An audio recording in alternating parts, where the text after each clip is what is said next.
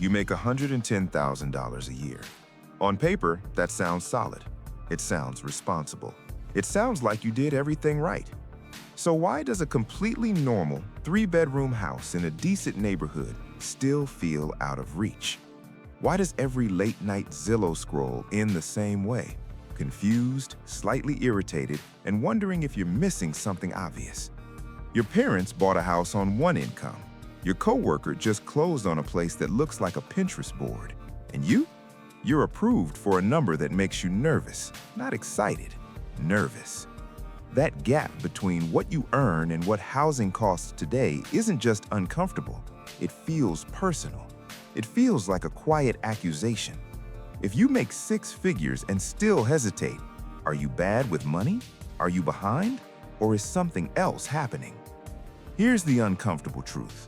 The number you earn and the number required to live comfortably in today's housing market are no longer aligned.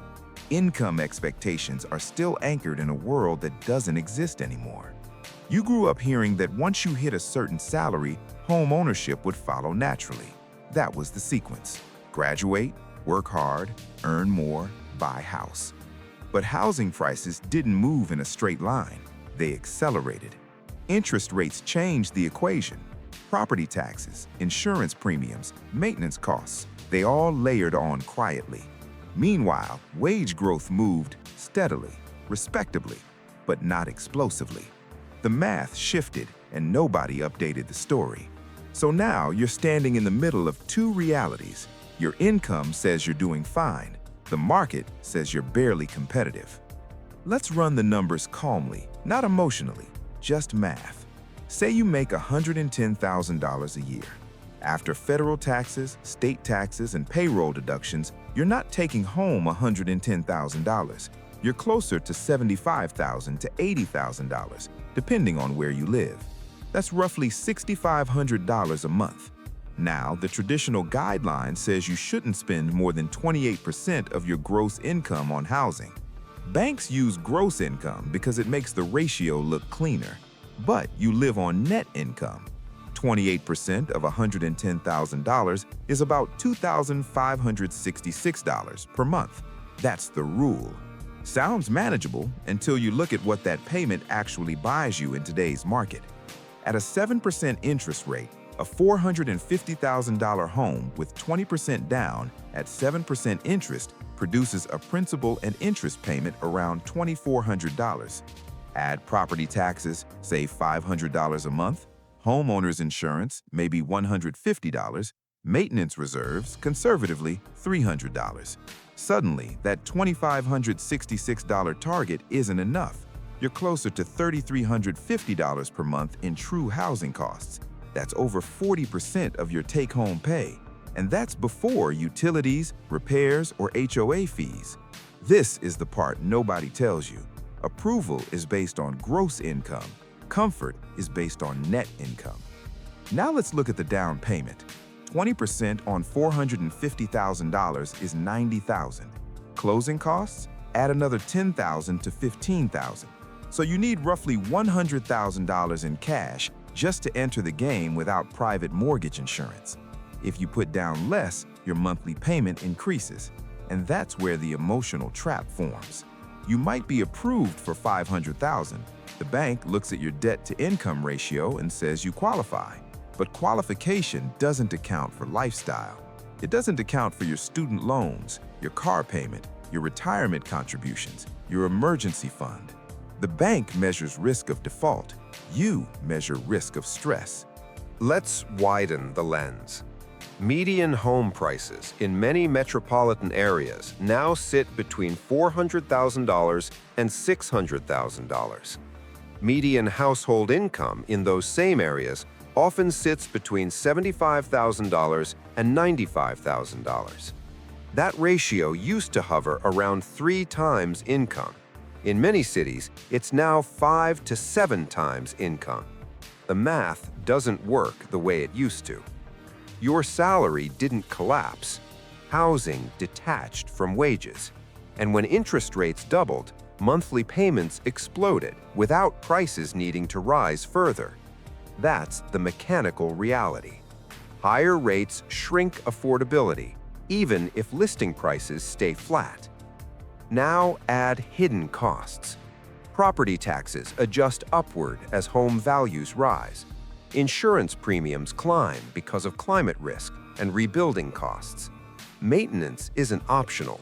Roofs fail, HVAC systems break, appliances age. Financial advisors recommend budgeting 1% of the home's value annually for maintenance.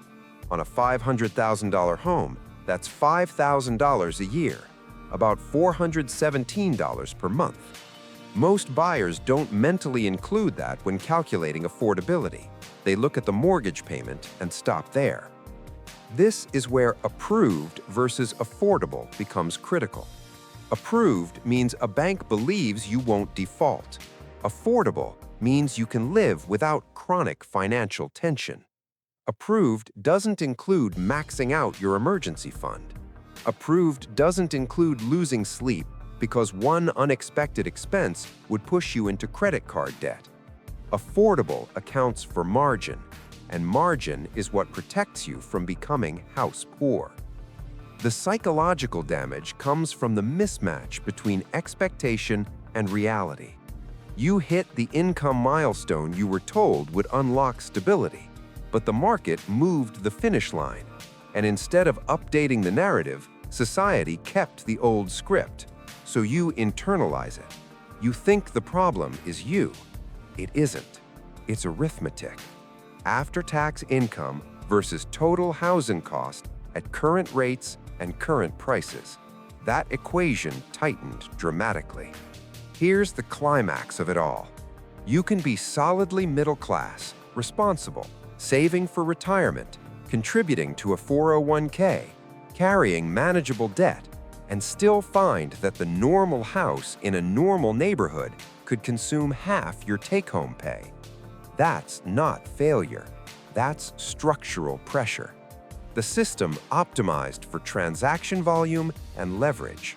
Low rates made high prices feel manageable. When rates rose, prices didn't reset proportionally, so the burden shifted to monthly cash flow. And cash flow is where your real life exists. The result is a generation earning more nominal dollars than the one before it, yet feeling financially tighter.